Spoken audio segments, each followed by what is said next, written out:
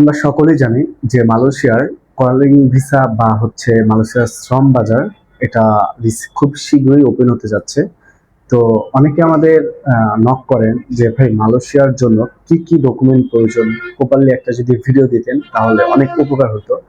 তো মূলত যারা মালয়েশিয়া যাবেন কলিং ভিসায়, তো কি কি ডকুমেন্ট প্রয়োজন জানেন না, মূলত এই ভিডিওটা হচ্ছে তাদের জন্য।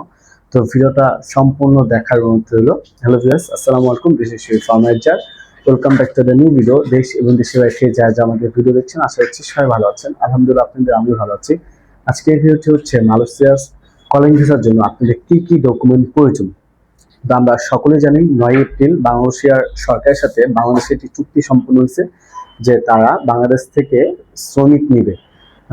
তার মধ্যে সরকারি ওয়েবসাইট থেকে, অফিসিয়াল ওয়েবসাইট থেকে পাবলিশড হয়েছে যে 15ই এপ্রিল থেকে ডিমান্ড লেটার শুরু হবে এবং 25শে এপ্রিল থেকে মেডিকেল শুরু হবে, সম্ভাব্য তারিখ।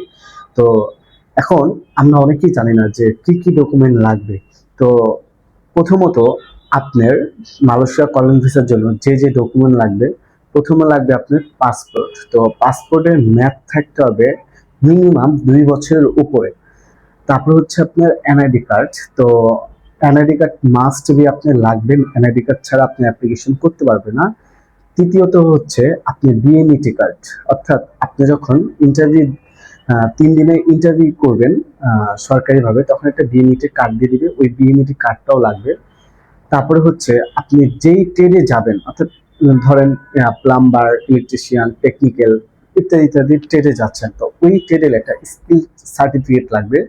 তো এই 3টা ডকুমেন্ট। তো আমরা বিগত 23-24 সালে যে কলিং ভিসা ওপেন হয়েছিল বা কলিং ভিসা দিছিল তারা, সেখানে পুলিশ ক্লিয়ারেন্সের কথা বলেনি। তো আমরা এখনো শিওর না যে কলিং ভিসা বর্তমান 26 সাল থেকে যে ওপেন হচ্ছে বা হবে, তো এটাতে পুলিশ ক্লিয়ারেন্স লাগবে কিনা এখন পর্যন্ত তারা ক্লিয়ার করেনি। তো আমরা ধারণা করে নিচ্ছি যে লাগবে না। 100-এর মধ্যে ধরেন 80% যে না লাগার সম্ভাবনাই বেশি। তো এটা সত্য সাপেক্ষে কোম্পানি যদি আপনাকে সত্য দিয়ে দেয় যে তাদের পুলিশ ক্লিয়ারেন্স লাগবে, তাহলে পুলিশ ক্লিয়ারেন্স দিতে বাধ্য থাকবেন। আর যদি না লাগে তো আলহামদুলিল্লাহ লাগবে না। তো মূলত এই 4টা ডকুমেন্ট আপনারা রেডি করে রাখেন। তো যখন তখন আপনাদের মেডিকেলের আপডেট দিয়ে দিবে, যেহেতু এটা অফিসিয়াল ভাবে বলে দিচ্ছে 25শে এপ্রিল থেকে মেডিকেল হবে। এটা এখন পর্যন্ত সবার পাবলিশড হয়নি। তো যে পর্যন্ত কি বলে যে মেডিকেলের ফাইনাল আপডেট না দেয়, তো তার আগে আপনাদের এই 4টা থেকে 5টা ডকুমেন্ট রেডি করে রাখেন। মালয়েশিয়ার শ্রম বাজারটা ওপেন হলে আপনার পাসপোর্ট যেই এজেন্সির মাধ্যমে দেন না কেন, কিন্তু এই 4টা ডকুমেন্ট আপনার মাস্ট বি লাগবে। তো রেডি করে রাখেন। মালয়েশিয়ার শ্রম বাজার ছেড়ে দিলে আপনারা যে কোনো এজেন্সিতে জমা দেন। তো ইনশাল্লাহ আপনাদের কি বলে যে স্বপ্নটা পূরণ হোক, এটাই চাচ্ছি।